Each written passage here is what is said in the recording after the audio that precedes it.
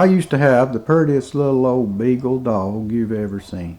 Now, he was my pet for sure, and I loved him a lot. And one day, I was out in the field a-cutting grass with a scythe.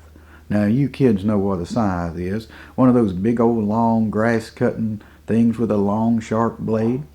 Well, long about lunchtime, I sat down to eat my lunch, and don't you know, I left that old scythe laying in the grass with the blade sticking straight up.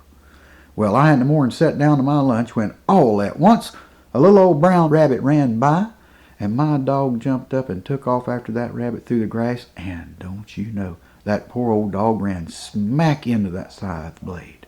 Why, it cut him slap in two from the tip of his nose to the end of his tail. I saw him fall apart into two pieces there, and I ran over, and I grabbed him up, and I stuck him back together. But I figured he wouldn't stay together, so I took my shirt off, and I tied him together with my shirt and wrapped him up real tight, ran to the house with him, and I told my wife, Carrie, I said, Carrie, poor old Spot's been cut slap in two on that old scythe blade.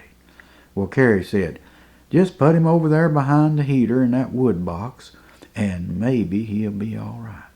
Well, we put a little turpentine on that shirt, to help him heal up, and we left him there. And in a day or two, he was still alive. We'd see him wiggle once in a while. After about a week, he barked a time or two and tried to get up. So Carrie said, take that shirt off that dog and let's see how he's healed up. So I commenced to unwrap him, and when I got him all unwrapped, why, don't you know, I had put that poor old dog together backwards. Why, he had two legs sticking up and two legs sticking down. A half a head at this end, a half a head at the other end, and a little short bit of a tail at both ends.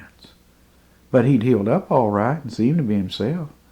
So I thought, well, I'll take him out and see if he can still run rabbits. Well, I in the morning got him out back of the barn when all at once he struck a rabbit and off he run, lickety-split. Why, he'd run on two legs till he got tired. Then he'd flip over and run on the other two legs. Why, he was twice as good a rabbit dog after that.